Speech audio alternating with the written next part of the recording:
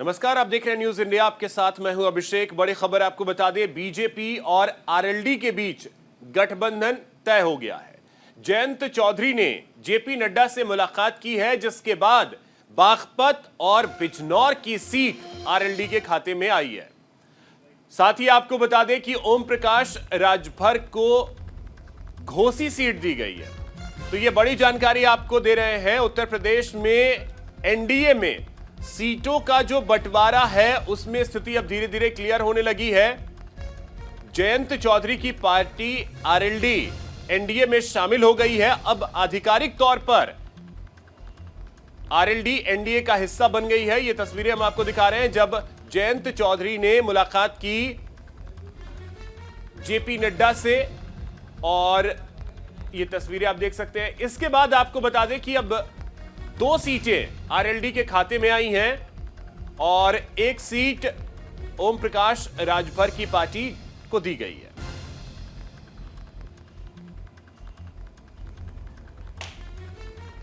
तो उत्तर प्रदेश में कुल 80 लोकसभा सीटें, उनमें से 51 पर कैंडिडेट बीजेपी घोषित कर चुकी है। बाकी की जो बची सीटें हैं 29, उनमें से 3 सीटों को लेकर के स्थिति क्लियर है कि 2 सीट आरएलडी के खाते में और 1 सीट जो है वो ओम प्रकाश राजभर की पार्टी को दी जाएगी। इसके अलावा अपना दल को कितनी सीटें बीजेपी देती है, वो देखना बेहद अहम होगा। वहीं आपको बता दें, बीजेपी ने 195 उम्मीदवारों की लिस्ट जो है वो जारी कर दी है। पीएम मोदी वाराणसी से मैदान में होंगे, अमित शाह लखनऊ से चुनावी मैदान में होंगे। साथ ही आपको बता दें कि रक्षा मंत्री राजनाथ सिंह लखनऊ से उम्मीदवार के तौर पर मैदान में होंगे बीजेपी के। तो आपको बता दें कि बीजेपी ने कल अपनी लिस्ट जारी कर दी थी। 195 उम्मीदवारों की यह लिस्ट बीजेपी की तरफ से जारी की गई, जिसमें कई बड़े नाम शामिल हैं। प्रधानमंत्री, गृह मंत्री, रक्षा मंत्री, इसके अलावा कुल 34 मंत्री जो हैं उनके नाम शामिल किए गए हैं। और साथ ही आपको बता दें कि करीब 34 सिटिंग जो सांसद हैं उनके टिकट भी काटे गए हैं। तो बीजेपी ने अपनी पहली लिस्ट जारी कर दी।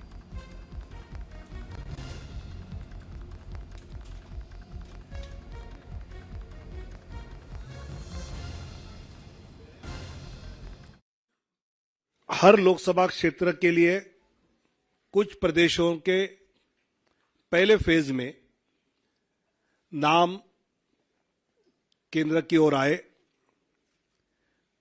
आदरणीय राष्ट्रीय अध्यक्ष जी के साथ प्रदेश की चुनाव समिति ने और चर्चा उसमें की और अंतिम 29 फरवरी को केंद्रीय चुनाव समिति जो माननीय प्रधानमंत्री और माननीय अध्यक्ष जी की उपस्थिति में हुई, उसमें 16 राज्य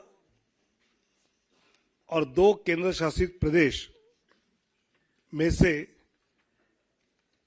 195 सीट्स का निर्णय हुआ।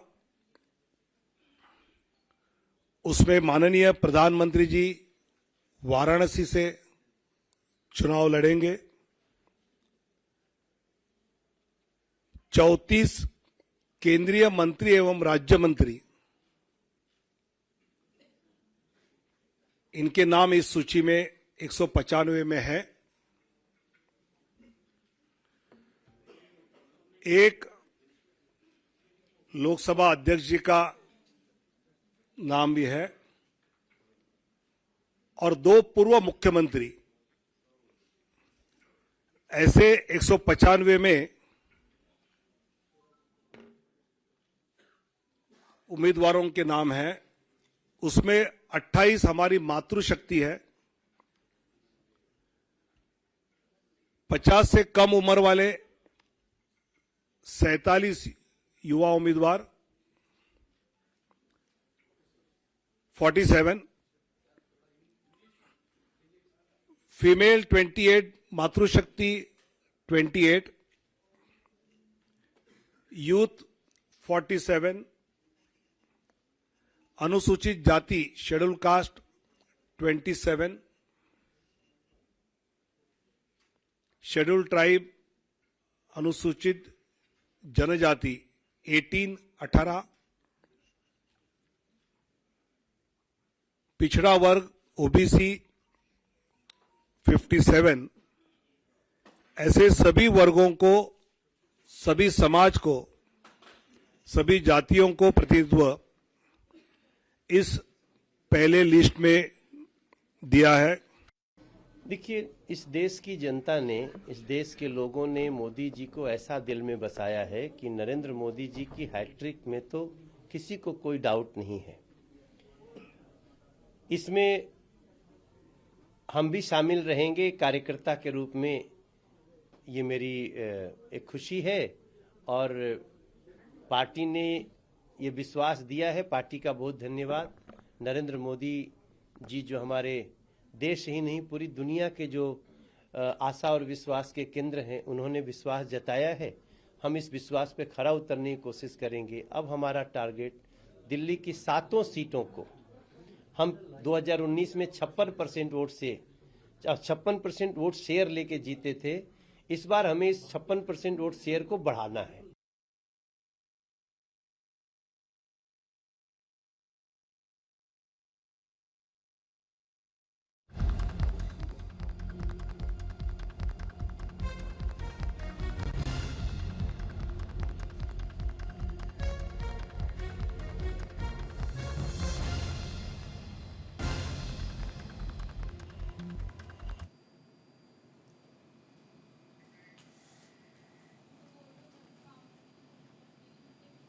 तो बीजेपी ने अपनी पहली लिस्ट जो है वो जारी कर दी है। वो लिस्ट हम आपको दिखा रहे हैं। कुल 195 उम्मीदवारों की लिस्ट जारी की गई है। प्रधानमंत्री नरेंद्र मोदी चुनावी मैदान में होंगे। वाराणसी से, विदिशा से देखिए मैदान में उतारा गया है। मध्य प्रदेश के पूर्व मुख्यमंत्री शिवराज सिंह चौहान को पोरबंदर से मनसुख मांडविया मैदान में होंगे। मथुरा से एक बार फिर से हेमा मालिनी चुनाव लड़ेंगी। बीजेपी ने उन्हें मैदान में उतारा है। अमेठी से स्मृति ईरानी चुनाव लड़ेंगी। तो ये वो दिग्गज चेहरे बीजेपी के जो एक बार फिर से चुनावी मैदान में आपको नजर आएंगे साल 2024 के लोकसभा चुनाव के लिए।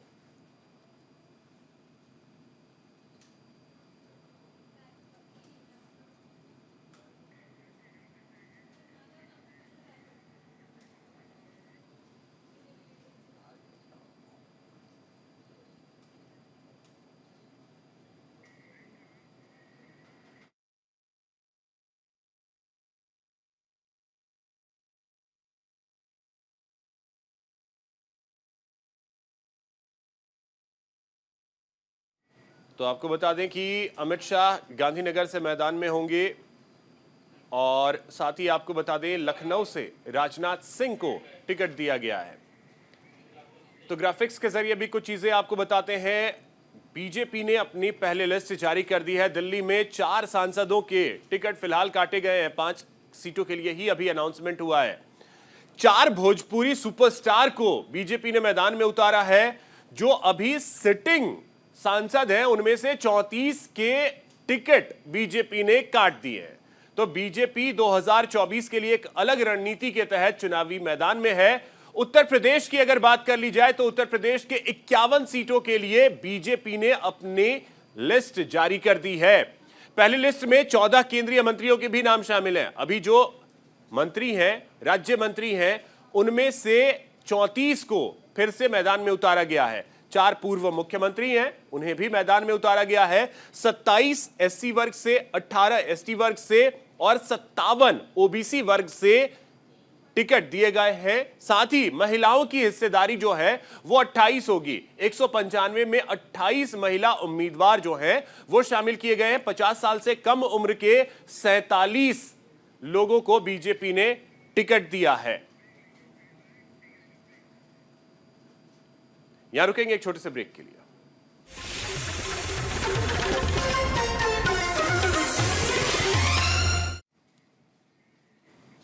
ब्रेक ब्रेक के बाद एक बार फिर से आप सभी का स्वागत है। एक बड़ी खबर आपको बता दें, उत्तर प्रदेश से है, जहां संभव है कि आज योगी कैबिनेट का विस्तार हो।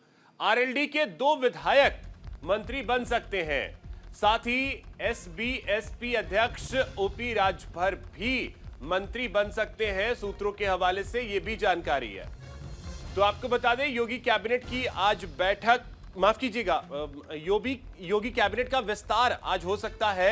5 विधायकों को मंत्री पद की शपथ दिलाई जा सकती है। कल ही आरएलडी औपचारिक तौर पे एनडीए का हिस्सा बन गई है, तो यह माना जा रहा है कि आरएलडी के 2 विधायकों को मंत्री बनाया जा सकता है। इसके अलावा ओपी राजभर वो भी मंत्री बन सकते हैं। यह बड़ी जानकारी उत्तर प्रदेश से।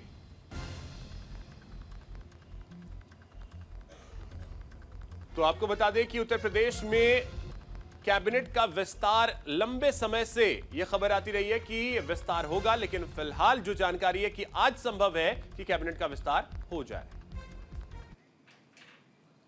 एक और बड़ी खबर है पटना से, जहां गांधी मैदान में महागठबंधन की रैली होने वाली है।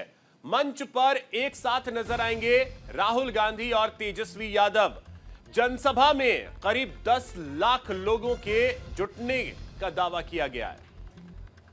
तो आपको बता दें कि पटना में गांधी मैदान में एक बड़ी रैली का आयोजन किया जा रहा है आईएनडीआईए अलायंस की ओर से, जिसमें राहुल गांधी भी शामिल होंगे। खबर है कि अखिलेश यादव भी इस रैली का हिस्सा बनेंगे।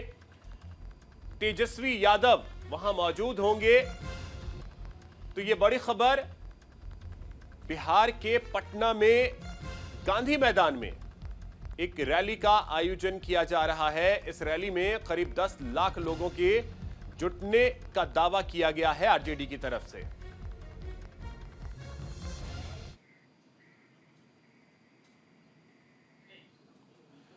तो देखिए, बिहार की राजधानी पटना में आज महागठबंधन अपना शक्ति प्रदर्शन करने वाला है। सीताराम येचुरी, डी राजा भी इस रैली में शामिल होने के लिए पहुंचेंगे। साथ ही आपको बता दें, अखिलेश यादव भी जन विश्वास रैली, जिसका आयोजन आज पटना में हो रहा है, उस रैली में शामिल होंगे।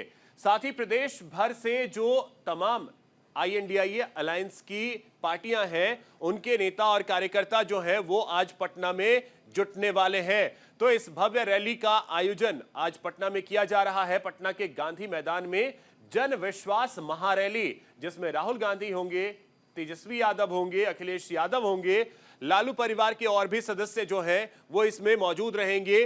साथ ही आपको बता दें कि डी राजा भी इस रैली में शामिल होंगे। सीताराम येचुरी भी इस रैली में शामिल होने के लिए पटना पहुंचेंगे। तो ये एक तरीके से अगर कहें तो बिहार में औपचारिक तौर पे आईएनडीआईए अलायंस की अगर बात कर ली जाए तो चुनावी शंखनाद करने वाले हैं। हालांकि कहें पूरे देश के लिए ही ये चुनावी शंखनाद होगा। इस अलायंस की शुरुआत भी पटना से ही हुई थी जून महीने में 2023 में, लेकिन धीरे धीरे ये गठबंधन जो है वो बिखरता गया, क्योंकि अगुआ नीतीश कुमार जो हैं उन्होंने इससे दूरी बना ली। लेकिन अब ये अलायंस एक बार फिर से स्वरूप ले रहा है, ऐसा लग रहा है। और सीट शेयरिंग का फॉर्मूला तो फिलहाल बिहार में क्लियर नहीं हुआ है, लेकिन आपको बता दें कि इस रैली में राहुल गांधी, तेजस्वी यादव और अखिलेश यादव समेत कई नेता एक मंच पर आज नजर आने वाले हैं। यहां रुकेंगे एक छोटे से ब्रेक के लिए।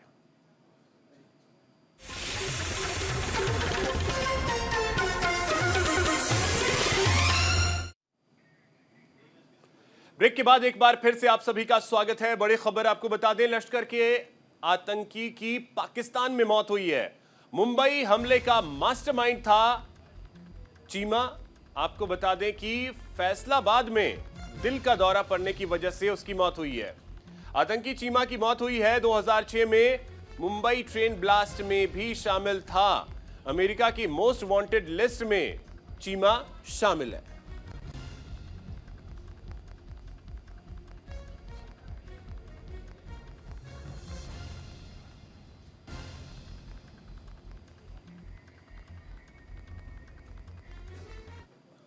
पाकिस्तान के नए प्रधानमंत्री को लेकर आज सस्पेंस खत्म हो जाएगा।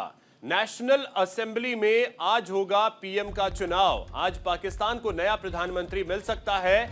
शहबाज शरीफ प्रधानमंत्री बन सकते हैं। इमरान खान ने भी अपना कैंडिडेट मैदान में उतार दिया है। पीटीआई ने उमर अयूब खान को प्रत्याशी बनाया है। शहबाज शरीफ की पीएम बनने की ज्यादा उम्मीद है क्योंकि पीएमएलएन का समर्थन प्राप्त है। वहीं जरदारी को राष्ट्रपति बनाने में पीएमएलएन समर्थन देगी। तो देखिए, यहां पाकिस्तान में नए प्रधानमंत्री के तौर पर शहबाज शरीफ आज मिल सकते हैं पाकिस्तान को नए प्रधानमंत्री के तौर पर। लेकिन देखना बेहद दिलचस्प होगा कि आज का दिन पाकिस्तान के लिए अहम है। क्या यह सस्पेंस खत्म होता है या फिलहाल यह सस्पेंस बरकरार रहेगा?